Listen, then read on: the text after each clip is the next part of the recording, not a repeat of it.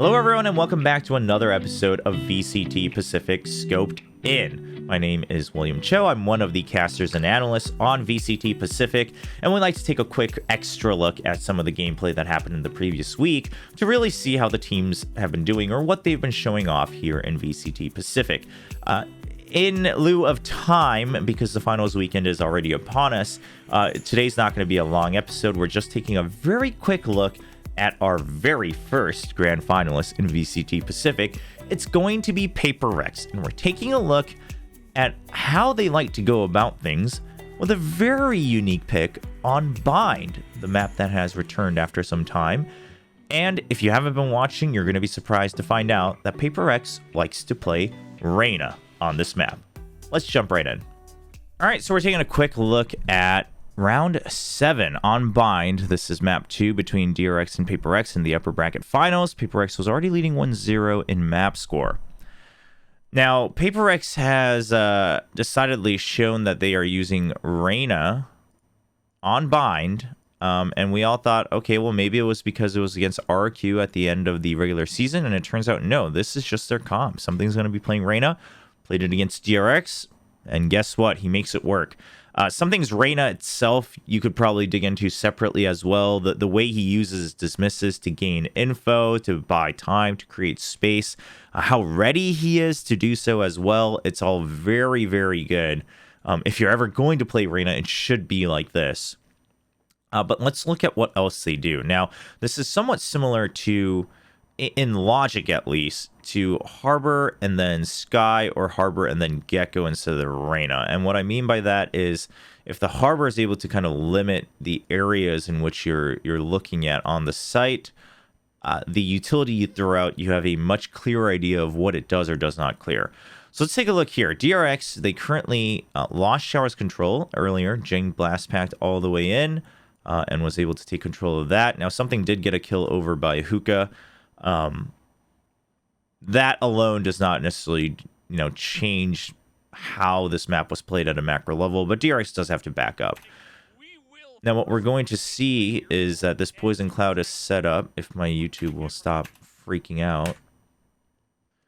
So we see that this Poison Cloud is set up by Mako, and it helps create the semi one-way, right? It goes up like this, and so you would have to cross through. Your feet would show first if the attackers decide to go through it.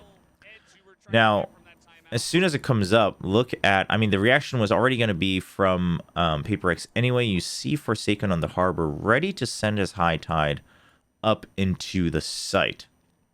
The Poison Cloud is going to come up, and something is still looking for a potential peek right as it comes up. And then he spams it. And this is actually how they beat RRQ, is that every time a smoke would come up, something, or the rest of the team as well, but something primarily got all the kills when it was against RRQ. As soon as the smoke would come up, he would spam where he thinks the typical peak angles would be. Then he just spams at headshot level. And we see that a lot in this matchup as well. Anyway, the High Tide is already going up. So the High Tide is going to cut off the entry point into lamps, and then cut off the connection coming in from defender spawn as well. It does not clear the right side of the map. Meanwhile, take a look at Showers. You've got Sky and Rays, and they're going to get ready to push out with the Trailblazer. Now, they start to hear RB's own Cascade coming out as well. Not sure if the Trailblazer is used because of that or not, but I got to imagine it was going to be used anyway to clear the close angles and allow them to instantly push out from both angles. This is not something that's easy to do on Bind because of the way that you have to clear your own close angles first. You can't just come out and pinch. You have to take a couple extra steps, but look at how PRX does this. So oppressive. All right, so Lear comes out. Meanwhile, Trailblazer had already pushed back RB. Let's rewind that. Let's play it on the minimap. So the Trailblazer comes out, pushes out RB. Meanwhile, the Lear is popped here on the screen right in front of Mako. And what that Lear does is, you cannot shoot it easily from this part, right? So you're basically ignoring lamps with the High Tide. And the Lear is meant to clear right in front and then this right side, and the potential cross from the middle of the site. You're assuming that up on heaven, you've got your brimstone smokes going. So as soon as this leer is cleared, you know that someone is crossed through the high tide or hiding on the right corner. Obviously, they can hear the audio as well that it's close. So you have an idea that there's someone close. Meanwhile, the Trailblazer already chased away RB. I believe he gets stunned. So that allows Devi and Jing to just waltz through the cascade. And as soon as they go through, Devi gets the kill onto Mako, but Jing is watching for RB, which is why Devi can just peek to his left side to help the main force. Now look at the screen. Let's zoom out from the minimap. Look at the screen. These guys are placed on the box, and PRX does this a lot on their attack. Is what they'll do is they'll jump on this box, and they'll actually use Mako's Poison Cloud as a way to get a jump start into the map. They'll constantly throw their cove down right in front of them, either to block off sightline coming in from lamps or to actually just hide in it. I believe this time it's used to hide inside it. Because as Mako goes down, we see that the cove is used, right? Sorry, my YouTube's freaking out. But Mako goes down and the cove is used. And we're looking at something's screen. He jumps down into the cove. What is this? Mako, They threw the second leer out as well. I mean, this just guarantees that they are able to get into the site. The leer is right outside. And he's checking to see, because of that, does anyone come into the cove? And then right as leer ends, he realizes no one shot the leer, so he's able to clear it out. Meanwhile, they got the crossfire onto Mako. He's dead. They've already pushed out backside with RB. RB is dead. And now the site is free. But this is the intricacy of W Gaming, is that they will dump all of their utility to disrespect your setup to get in and plant the spike. Now, the weakness to this is that what you generally see is actually, at least on this bind map against DRX, is PRX doesn't have as much utility left over to defend in the post plant. But because of that, they usually treasure always keeping showers control. That way they can always have at least a crossfire and things like that. But there is a downside to this. But they're using the cove, not to plant safely, but just as an extra smoke.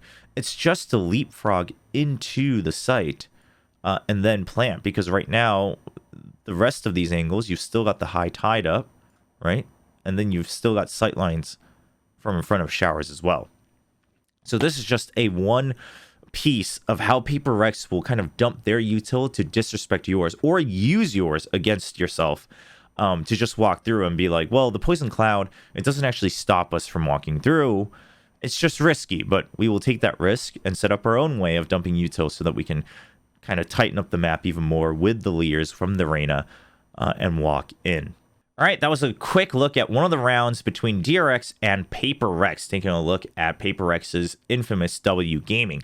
I hope that shed a little bit more light. I know it was only a singular round, but a bit more light on the fact that when we talk about W Gaming and we joke about it, it's actually not just mindless rushing and attacking and just aim duels. It does help that everyone on PRX is very cracked, but at the same time, there is this intricacy, right? And the way they use their utility helps them figure out what is or is not guaranteed information based on their util. I mean, the way they use the harbor is very good. The way they tie it together with the sky and even the Reyna, very good. And the way they're using DRX's setups against them, in a way disrespecting DRX's setups, is also very, very good. And that's allowed PRX to jump right into the grand finals, await with that advantage in map bans, and choosing whether they get first pick or first side choice. So that's cool. They are our very first grand finalists of VCT Pacific, and they are waiting to see who their opponent will be between DRX and T1. That's happening this weekend, Saturday and Sunday, so hope you guys check it out live for VCT Pacific. and see who's going to be our very first VCT Pacific champions. That's it for this week's VCT Pacific Scoped In. Can't wait to see what we have to break down from the finals weekend, and then we can all look forward to Masters Tokyo. Hope you guys enjoyed it. Don't forget to like, comment, and subscribe on the channel. Let me know what else you want to see, what rounds you want to see if you watched the live finals. If there are any rounds or maps that you want broken down, always helps to have a couple options. Hope you guys enjoy the show, and I'll see you next time.